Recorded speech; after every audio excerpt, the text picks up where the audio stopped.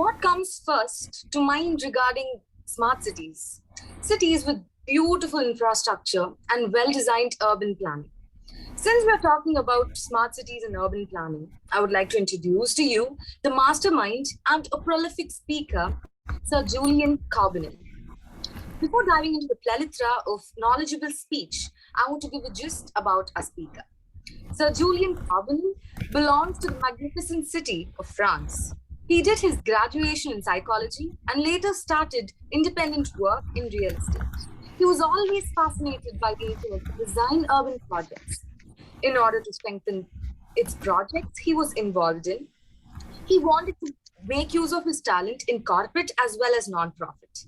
He joined in an academic research laboratory to strengthen his field observations with a scientific establishment and data analysis. He even worked in building predictive models in Python, including machine learning and computer simulations. He is the author of the well known book, Democracy Studio. Currently, he is traveling as a digital nomad in order to confront theories related to new cases, develop an international network, and to challenge him with new experiences. With this, we welcome our speaker, Sir Julien Corbin. Welcome, sir. Hi, thanks for having me. So yeah, as you said, I'm an urban developer and scientist, and I've been specializing myself those last years in citizen engagement in smart city. And I would like to say that I really appreciate the work that Mabis has done in Africa, with repertories of smart cities. It has been really insightful for me as well. Otherwise, well, it will be hard to find things to say that has not been told yet, because we've been speaking about a lot of very interesting things in this panel.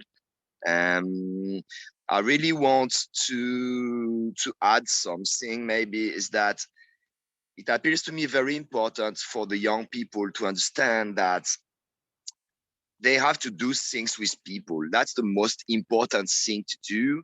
Of course, having a diploma, graduation, education, these are very fundamentals. But otherwise, I think that I've been learning a lot of things in my life in the informal way. It means that, yeah, outside of the usual institutions, you will learn things by doing things with people, by meeting people. So this is the way of being an entrepreneur. It means like you want to do something or you find something that you are curious about and you just go and you meet people on the way and you discuss and you create groups and you start working in group of people.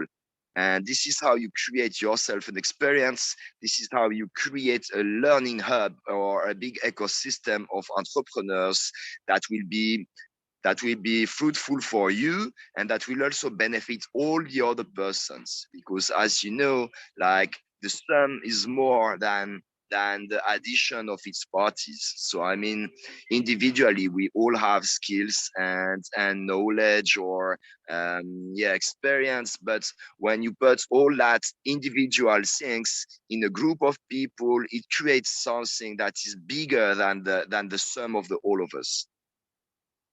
And so this is a bit the kind of philosophy that we can find in the open source and open data movement.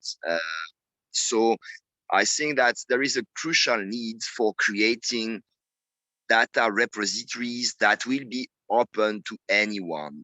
This is something wonderful that the internet is offering us, that we are all connected everywhere in the world, all together, and we are all using the same kind of computer and background technologies. So when we go into this World Wide Web, we can all enjoy the experience of having all this information available.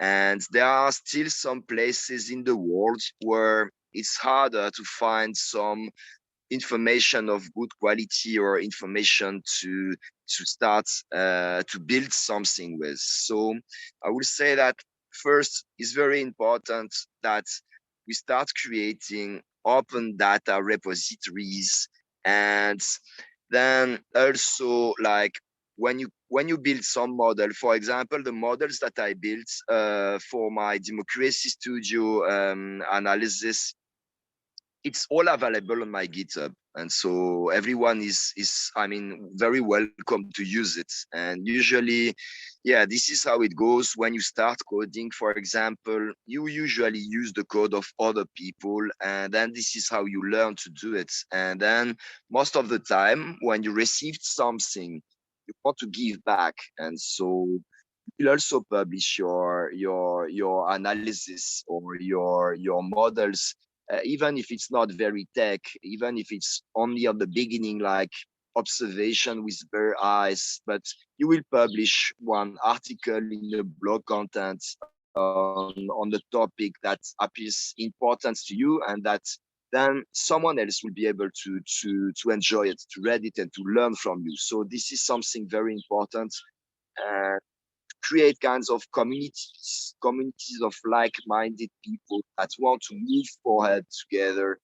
And I think the best way to do it is to do it by yourself. So you don't need much, to be honest. Especially you don't need governments. You don't need educators or leaders. All these things are very important to build an infrastructure and to inspire yourself, your work. But I mean, if you just want to start doing things with your friends or people in your city, in your neighborhood, the only thing you need is to organize an event or a workshop. And so a meetup, and you just, yeah, it can be word to mouth, it can be invitation by internet, but so this is how it starts, and this is how you start to learn things and to do things with your people. So yeah, in terms, we've been speaking a bit of smart cities. I think this is what makes a smart city. So a city smart because it's not only about technology. Of course, the data is needed if you want to make better working functioning cities with less impact on the environment. So all these things, data is crucial. It helps you to understand what is the reality behind the phenomena you are observing. So data is science, science is knowledge. We need it. But what makes the city smart is especially the fact that it engages its people. So it means the people are creating the cities by themselves. And a city that will answer the real needs of its population and that will give some autonomy for the people to make decisions by themselves, in between themselves. And so the thing is, usually architects or let's say planners, they are at an upper scale of understanding of the phenomena, and they worked with models, so they have learned how to make things in a certain way. And what is a real value that you have in your hands and in your mind is that if you live in a specific city, in a specific neighborhood, you know your life, you know the life that you are experiencing. So it gives you knowledge from the field. And this field knowledge is something that is definitely what can help architects or planners or governments to make better achievements. So all of these big guys, institutions, they need you to engage, to share what you experience on the field. And so then you will shape your own future for you and for your people. So yeah, what is true for a city is, for innovation and entrepreneurship is true for city too. um, I think that what makes an engaged population is when you are sure that most of the inhabitants are able to easily get in touch with each others, to organize events freely. The freedom of speech is also something very important. this is what makes difference with the most advanced ecosystem or startup hubs. Or yeah, it's when you have when the people can really criticize what happens around them or what they don't like in the service that are provided to them. This is important to be critical too, because critical thinking is a step to make better services, to develop better companies, entrepreneurs. So yeah, this freedom of speech is something important. We need to create cities where the people feel that they can freely say their opinion about the things. And yeah, otherwise, I think it's more or less what I wanted to say. Is there anything that I can add? I have some. So